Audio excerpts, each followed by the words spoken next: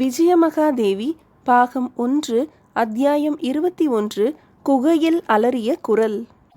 விடிய ஒரு ஜாமம் முழுக்க இருந்தாலும் விண்மீன்கள் வீசிய அல்ப வெளிச்சத்தில் மரத்தில் தைத்த வாளியின் அடி இறகில் கட்டப்பட்டிருந்த ஓலையை பிரித்து படித்த விஜயன் சற்று எட்ட பழுப்பு நிற புரவி மீது அமர்ந்திருந்த மூர்சமதை நோக்கி, "சமத், இதை பார்" என்று அழைத்து அவன் அருகில் வந்ததும் அவனிடம் ஓலையை கொடுத்தான். தனது பழுப்பு நிற பெரும் புரவியிலிருந்து கீழே குதித்த மூர்சமத் விஜயனை அணுகி ஓலையை வாங்கி படித்தான். அவனுடன் தனது புரவியை நடத்தி வந்த கிழவனும் தனது கழுத்தை நீட்டி ஓலையை படித்ததும், "சிங்கள வீரரே, இந்த ஓலையில் எழுதப்பட்டிருப்பது உண்மை. இதை அலட்சியம் செய்ய வேண்டாம்" என்று யோசனை சொன்னான். மூர்சமத் அபிப்பிராயம் ஏதும் சொல்லவில்லை என்றாலும் அந்த ஓலையை சட்டை செய்ததாக தெரியவில்லை. ஒரு நாட்டின் அரசன் இன்னொரு நாட்டுக்கு பாதுகாப்பின்றி வரும்போது அபாயத்தை எதிர்பார்க்கத்தான் வேண்டும். இதற்கெல்லாம் அஞ்சுவதென்றால் இங்கு வந்ததே தவறு என்று மூர்க்கத்தனம் நிரம்பிய கரகரத்த குரலில் கூறினான் மூர்சமத். இருவர் சொற்களையும் கேட்ட விஜயன் மெதுவாக புன்முறுவல் செய்தான். இந்த ஓலை நாம் சிம்மபுரத்துக்கு போவதை தடை செய்யவில்லை என்று மெல்ல இழுத்து அர்த்தபுஷ்டியுடன் கிழவனையும் மூர்சமத்தையும் நோக்கினான். மூர்சமத்தின் மூளை அப்பொழுதுதான் வேலை செய்ய தொடங்கியது. "ஆமாம், தடை செய்யவில்லை எசமான்" என்று ஆமோதித்தான். கிழவனான நந்தன் அதை முன்கூட்டியே அறிந்திருந்ததால் சிம்மபுரத்துக்கு போவதை தடை செய்யவில்லைதான், ஆனால் நம்மை அங்குள்ள அரண்மனைக்கு போக வேண்டாம் என்று தடை செய்கிறது என்று மெதுவாக பேசினான். மூர்சமத்தின் விழிகள் சற்றே உருண்டன. "அதில் என்ன விசேஷம்?" என்று வினவினான். விஜயன் மூர்சமத்தை நோக்கி கேட்டான், "நாம் பழைய அரண்மனைக்கு போவதாக யாரிடமாவது சொல்லியிருக்கிறோமா என்று. மூர்சமத்தின் முகம் பளிச்சிட்டது. விஷயத்தை மெல்ல உணர்ந்ததால் இல்லை என்ற அவன் பதிலில் வியப்பு இருந்தது. ஆனால் அதை பற்றி ஓலை குறிப்பிடுகிறது என்று சுட்டிக்காட்டினான் விஜயன். "ஆம்" கிழவன் பதில் சட்டென்று வந்தது.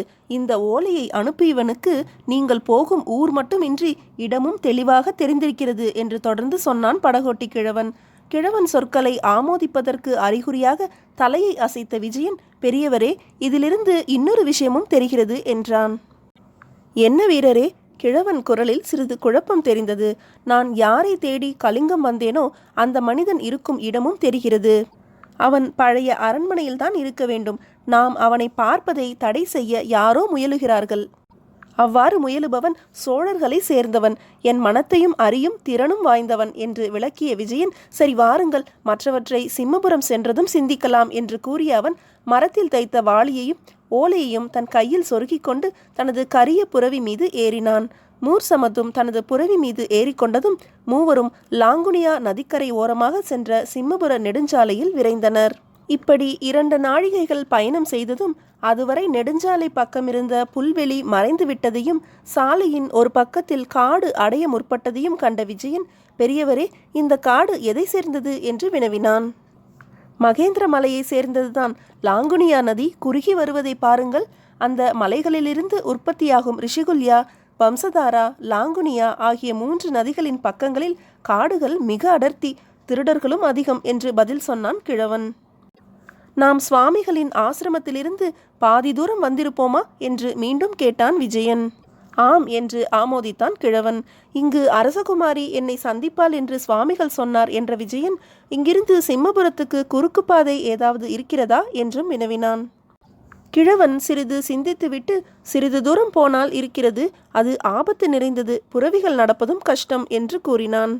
அதுவரையில் வாளாவிருந்த மூர்சமத் பெரிதாக நகைத்தான்.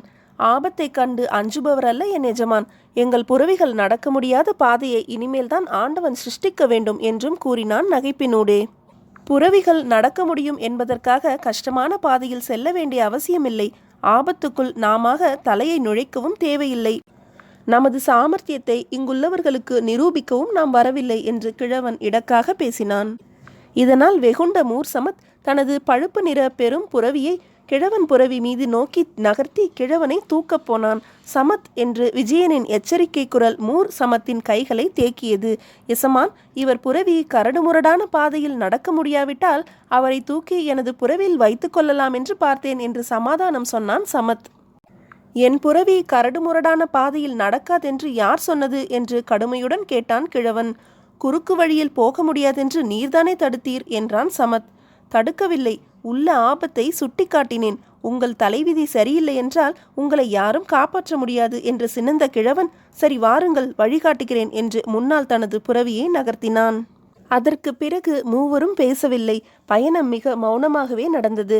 கிழவன் இப்புறமோ அப்புறமோ பார்க்காமல் தனது புரவியை நடத்தினான். லாங்குனியா நதி மெல்ல குறுகலாகி பக்கத்து காடு வரவர அடர்த்தியாக தொடங்கியது.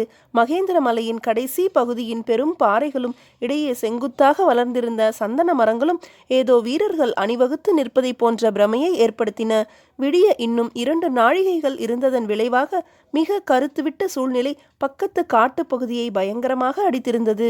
காட்டுக்குள் எங்கிருந்தோ நரிகள் ஓவென்று ஊளையிடும் சப்தமும் ஓநாய்களின் பயங்கர அரவமும் கேட்டன. இந்த இடம் வந்ததும் தனது புரவியை நிறுத்திய கிழவன் சற்றே திரும்பி, எசமான், இதோ பிரிகிறது குறுக்கு பாதை என்று சுட்டிக்காட்டினான். விஜயன் அந்த பாதையை பிரமிப்புடன் கவனித்தான். குறுக்கு பாதை மிக குறுகிய பாதையாகவே காணப்பட்டது. அதில் ஒரே சமயத்தில் அக்கம் பக்கத்தில் 2 புரவிகளுக்கு மேல் போக முடியாது என்பதை புரிந்து கொண்டான் விஜயன். பாதையின் அக்கம் பக்கத்தில் காடு மிக அடர்த்தியாயிருந்ததையும் சில முள் மரங்கள் பாதையின் குறுக்கே லேசாக தலையை நீட்டிக்கொண்டிருந்ததையும் கண்ட சிங்களத்து இளவல் அந்த பாதையில் சில இடங்களில் குனிந்தும் சில இடங்களில் சாய்ந்தும் பயணம் செய்ய வேண்டியிருக்கும் என்பதை புரிந்து கொண்டதால், பெரியவரே, பாதையில் நான் முன்னால் செல்கிறேன், நீங்கள் என்னை தொடர்ந்து வாருங்கள் என்று கூறிவிட்டு தனது புரவியை முன்னால் நடத்தி குறுக்கு பாதையில் புகுந்துவிட்டான். சிறிது தூரம் சென்றதும் குறுகலான வழி சிறிது அகன்றது. காடும் அத்தனை அடர்த்தியாய் இல்லை. இருப்பினும் அகன்ற பாதையை சிறிது தூரத்துக்கு அப்புறம் காணாததையும் குறுக்கே பல செடிகள் போடப்பட்டு பாதை அடியோடு மறைக்கப்பட்டிருப்பதையும் கண்ட விஜயன் திரும்பி கிழவனை நோக்கி, பாதை அடைக்கப்பட்டிருக்கிறது என்றான். கிழவனும் தனது புரவியை விஜயனுக்கு அருகில் கொண்டு வந்து நிறுத்தி, பிரபு, இதை யாரோ வேண்டுமென்றே அடைத்திருக்கிறார்கள். அதோ சற்று தூரத்தில் மீண்டும் பாதை தொடர்கிறது பாருங்கள் என்று எட்ட இருளில் லேசாக தெரிந்த பாதையை சுட்டிக்காட்டினான். இந்த மரக்கிளைகளை அப்புறம் எடுத்து போட்டுவிட்டு போவோம் என்று கூறி இறங்க முற்பட்ட கிழவனை தனது கையின் சைகையால் தடுத்த விஜயன் தனது புரவியை சிறிது பின்னுக்கு நகர்த்தி மீண்டும் முன்னால் வேகமாக செலுத்தி அதன் வயிற்றில் உதைக்க அந்த அரபு ஜாதி புரவி ஆகாயத்தில் பறக்கும் தெய்வீக புரவி போல பெரிதாக எழும்பி அம்பு போல பாய்ந்து அடைப்புக்கு அப்பால் குதித்துவிட்டது. அந்த லாபகம் கிழவன் புரவிக்கு இல்லாததால் கிழவன் சமதை நோக்கி, சமத், உன்னால் முடியுமானால் நீயும் எசமானனுக்கு துணையாக பாய்ந்துவிடு, நான் வேறு வழியில் சிறிது தாமதித்து வருகிறேன் என்றான். மூர் சமத் தலையை அசைத்து தனது புரவியை தூண்டினான். விஜயன் புரவி பாய்ந்ததுமே நிலை கொள்ளாமல் தவித்த பழுப்பு நிற புரவி சமதின் கால் பட்டதும் அசுர வேகத்தில் அந்த அசுரனையும் சுமந்து கொண்டு தாண்டியது. அது தாண்டிய சமயத்தில் கிழவன் பக்கத்தில் இருந்த காட்டில் புகுந்து விட்டான். பாதையின் அடைப்பை தாண்டிவிட்ட விஜயனும் மூர் சமத்தும் சிறிது நேரம் பாதையில் நின்றனர். அங்கிருந்தே சுற்றுமுற்றும் கவனித்த விஜயன் மகேந்திர மலையின் கடைசி பகுதி அருகில் தெரிந்ததையும் அதன் அடிவாரத்தில் ஒரு குகை தெரிவதையும் கண்டு அந்த குகையை நோக்கி தனது புரவியை நடக்கவிட்டான். அவன் புரவி 4 அடி கூட நடந்திருக்காது. குகைக்குள்ளிருந்து யாரோ ஒருவன் ஒரு பந்தத்தை எடுத்துக்கொண்டு வெளியே வந்து அதை இருபுறமும் ஆட்டினான். அடுத்த கணம் எங்கிருந்தோ புரவிகள் வரும் சப்தம் கேட்டது. அதனால் சட்டென்று புரவியை நிறுத்திய விஜயன் குகை வாயிலில் சுமார் 4-5 வீரர்கள் வந்து இறங்கியதையும் பந்தத்தை கொணர்ந்தவனிடம் ஏதோ கூறியதையும் கவனித்தான். பந்தக்காரன் கூறிய பதிலை கேட்டதும் புரவியில் வந்தவன் தலையை அசைத்து தரையில் குதித்தான். அதே சமயத்தில் வேறு பல புரவிகள் வரும் ஒலிகள் கேட்டன. கேட்டது மட்டுமல்ல, குகைக்குள்ளிருந்து கிரீச் என்று ஒரு பெண் அலறும் அரவமும் கேட்டது. அலறிய குரல் அவன் கேட்ட குரல்தான். அதற்கு மேல் ஒரு கணமும் தாமதிக்கவில்லை விஜயன். தனது புரவியை குகை வாயிலை நோக்கி பறக்க விட்டான். அவன் குகை வாயிலை அடைந்ததும் ஒரு விசித்திரம் நடந்தது. அதன் முன் நின்ற புரவி வீரர் பறந்தனர். பந்தத்தை பிடித்தவன் மட்டும் நடுங்கி நின்று கொண்டிருந்தான். விஜயன் புரவியில் இருந்தவாறே கேட்டான். பந்தம் வைத்து கொண்டிருந்தவனை நோக்கி, டேய், உள்ளே அலறிய பெண் யார் என்று. அவன் பதில் சொல்ல வாயை திறந்தான். அதே சமயத்தில் அக்கம் பக்கத்தில் இருந்த மரங்களின் மறைவிலிருந்து வெளியே வந்த 5 வீரர்கள் அவன் கழுத்தில் வேல்களை ஊன்றினார்கள். அசையாதே, சிறிது அசைந்தாலும் உள்ளே இருக்கும் அரசகுமாரி கொல்லப்படுவாள் என்று ஒரு குரல் குகைக்குள்ளிருந்து அதிகார தோரணையில் ஒலித்தது. பிறகு என்ன செய்தான் விஜயன்? அடுத்த அத்தியாயத்தில் காணலாம்.